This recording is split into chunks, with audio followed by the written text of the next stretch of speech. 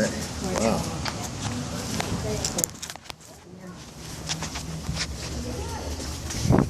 Here's another one for your free. What's that? Tiny one up and then a tiny one down. You coming forward.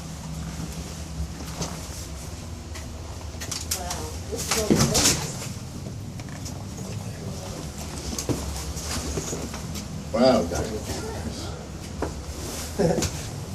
Oh, that's great for my. Awesome. Look at the dog. Look at where the dog is. Where is it? Where is it? Oh.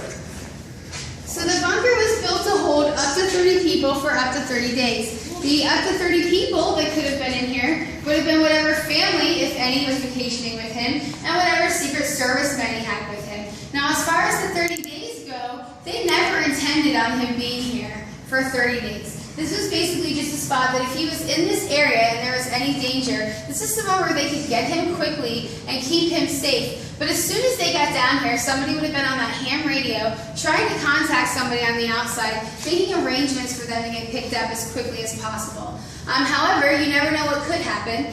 So they did have plenty of supplies, K rations and C rations for food, plenty of water. They had large drums of water and smaller cans. Now, as far as water goes, there was no running water, with the exception of a very small reserve that would have been used for the radiation shower only, and that would have only been used in the event that somebody got exposed. Now, as far as restrooms go, nothing fancy here. These sanitation kits would have been set up with chemical deodorants and plastic liners, and basically you'd use what you would have taken the cardboard top off, pop one of these suckers on, did what you had to do, and then replace the cardboard top.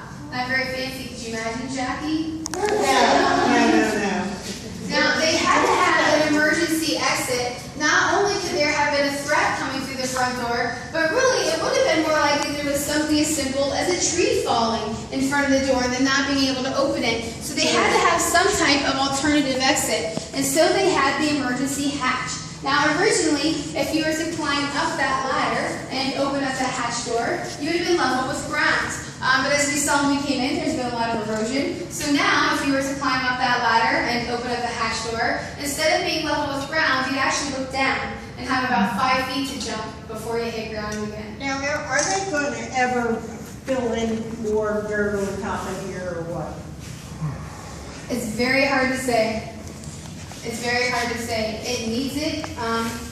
It's okay. I mean, right now, it doesn't need to be. This is no longer used as any type of fallout shelter. So it doesn't need to have it, you know what I mean, on there. You know, and it's just basically, we don't have any government funding, we don't have state funding, we're a private nonprofit organization that we're lucky if we break even at the end of every month. Yeah. So unfortunately, there's not, you know, really money left over to do a lot of the upkeep and stuff that needs done around here. So that's why we rely very heavily on volunteers who come in and whatever their specialty is, you know, kind of help us out with plumbing or painting or whatever. So the bunker was built, and by the way, I encourage you guys just to kind of peek up. You're not allowed to climb the ladder. Ladies, don't climb the ladder.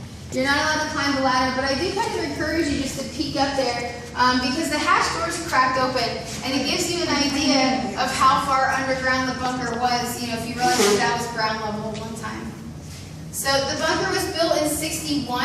It was taken out of commission in 63 following his assassination. Interestingly enough, the government denied its existence for the next 7 years, even though they knew it would never be. She says don't climb. I know, she said don't do it, but you could.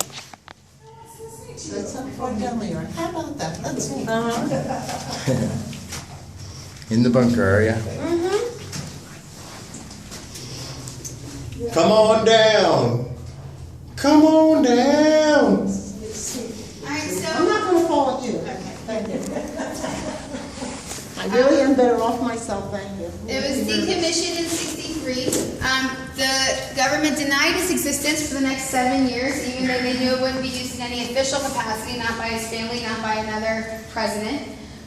President Kennedy himself did visit the bunker twice. It was for drills only. The first time he came down here, he looked around, he said, It's dark, it's depressing, it smells funny. The following year, he came back for another drill, and reportedly, he made the boat trip over here. They traded through the woods, they opened up the door, and get one of these numbers.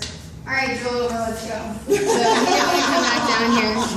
And I don't blame him. I mean, he had to, number one, it wasn't fancy. It was, it was very basic, very utilitarian. Not quite what he was accustomed to. However, it could have saved his life. But I think just knowing, I can totally understand not wanting to come down here, knowing that, all right, the only way I'm going to be down here is if crap's hitting the fan, So that could have been a good thought. Now, was that seal painted on there? There was a seal here originally. It was scraped off by the Seabees when it was decommissioned, because once it was no longer an official presidential bunker, you couldn't have officially a presidential bunker there, or excuse me, a seal there. But when the museum, when we acquired it, we got permission from the government to have it repainted. Nice. Makes the room. There's only two official presidential seals in the state of Florida. One is here, and the other one's in the Keys. Oh. I don't know. I really don't. I just know that I looked it up. I had somebody was saying how they looked it up. They looked it up and that it was I don't know exactly where in the Keys. I want to say Key West, but I'm not exactly sure. I'm gonna have to look that up because I'm not in the West many times. I didn't see a presidential seal. All right, guys, we're gonna start heading back up. Oh, there was somebody in the shower.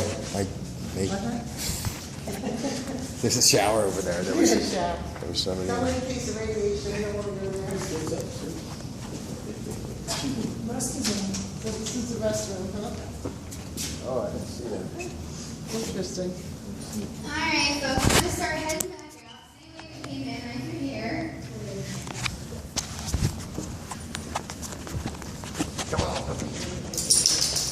That dog won't let me forget her. She follows me everywhere. In fact, I'll tell you what's going to happen is she's going to rush ahead and she's going to cut all of you off and rush ahead of me.